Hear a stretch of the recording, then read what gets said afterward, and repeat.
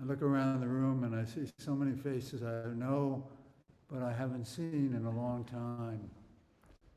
And I suppose because of the pandemic and other problems we've had around the country and the world, many of us have not been able to be to services, and we didn't have them for a long time. Judaism is a wonderful religion.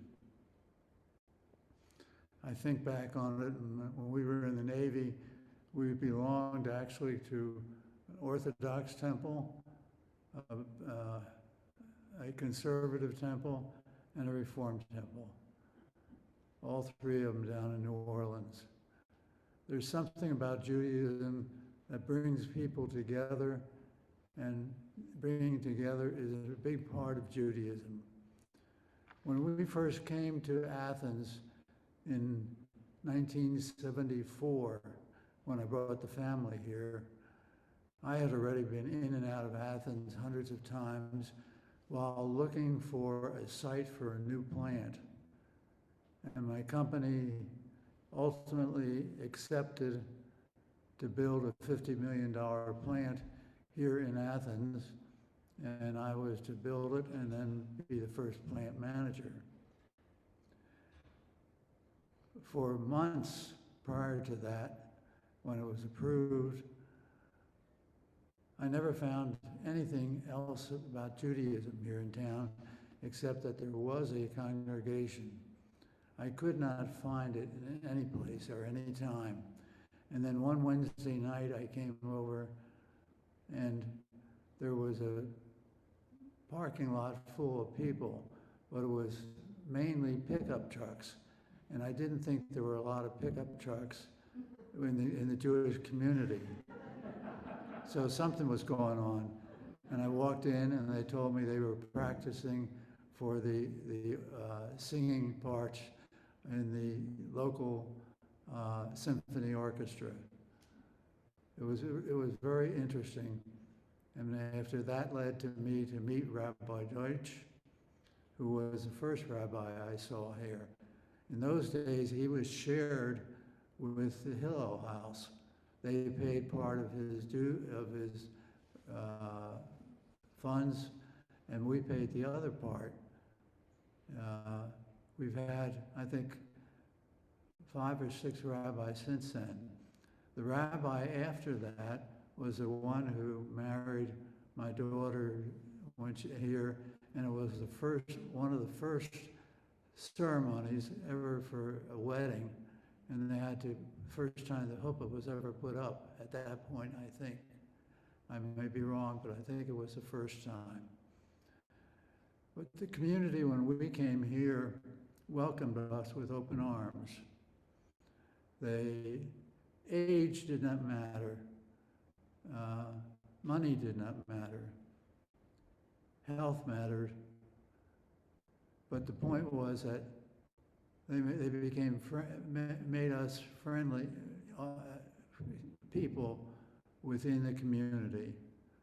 And I tried to carry that over during the years that I worked hard as I could to help make the congregation that satisfies the people's needs.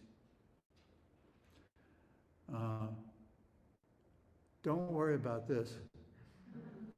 You're probably wondering about it, but anyway, I'm having a little problems, and they had to take off part of the nose and put some more skin on it to grow, and it should be fine. Back when we first came here, everybody came to temple on Friday night. It was a small group of maybe about 40 families or so. And over the years, I think we've had probably 6 or 7 rabbis. I mentioned Rabbi Deutsch, who came from another generation, basically, but he was a very nice man. after Deutsch was the rabbi who married our daughter, who lives in Philadelphia. And we're going to the suburbs of Philadelphia, where, if you know where Valley Forge is, just north of Philadelphia, that's where we'll be living in an area that is right next to Valley Forge. It should be very interesting and exciting, and we're looking forward to it. A year ago, we had a great-grandchild born to one of my grandsons, who's now a state trooper up in Pennsylvania. And now I have two. It was 2 weeks ago, one of our other grandchildren in Philadelphia gave birth to a little girl, so we have a boy and a girl now.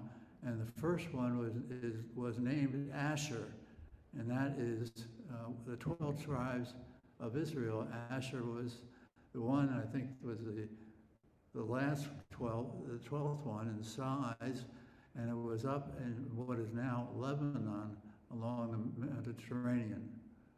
It's a shame we didn't spread up there with more people, because we'd have a little better safety up in the northern area.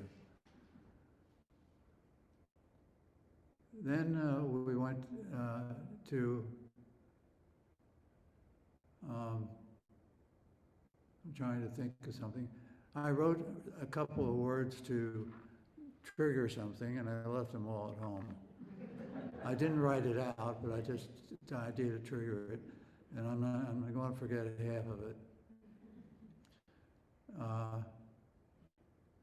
One of the most intense times that I remember as an officer of the congregation and as president of the congregation was when we lost a rabbi right in the middle of the holidays. He had accepted a new position with either the first or second largest congregation in Chicago. I couldn't remember which one. And but when he took a physical for it, they found out he had cancer in the brain. So the congregation that hired him did not commit and take him. They decided they would hire somebody else after making the commitment to him.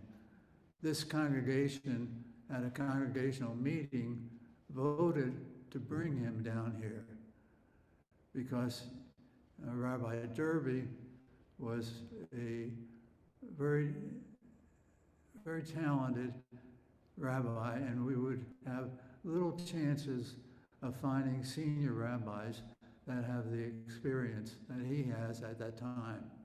So we were fortunate to have him with us for a short time, but between Rosh Hashanah and Yom Kippur, he had to go back to the hospitals up in Tennessee, where he was being treated with all sorts of things.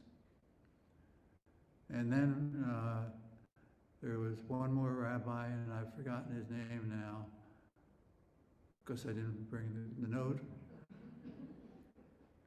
I think this affects the ability to remember things also. And then Rabbi Gershon, who I talked with this week, and we heard his words earlier tonight.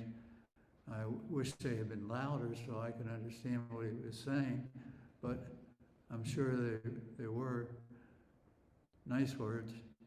And when he decided to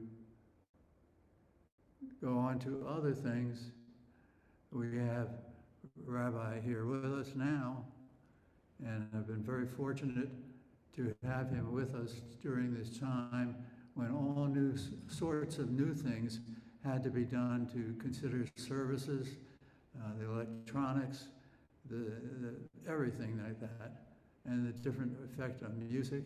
And he's been a wonderful person, and the congregation has grown. And I would like also to congratulate our president, for the tough years that he has had in his job. And he has been able to keep the congregation together and do it in a safe way. Anyway, I want to thank everyone who is here tonight, and I hope that in the future, this congregation will continue to be a friendly congregation to people and make it worthwhile to help Judaism grow, because it's growing greatly since we joined, not due to us, but due to the fact that everybody took an attitude about it.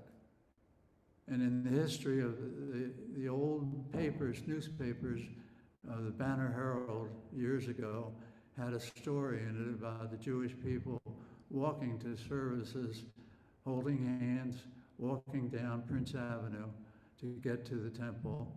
And it's something that is quaint and in a way, the way that the congregation should be. There for each other, but there to be with each other and to have the friendship of so many people is a wonderful feeling. And I appreciate everything that all of you do. We'll fill this temple again, but I probably won't be here when it's filled. Thank you.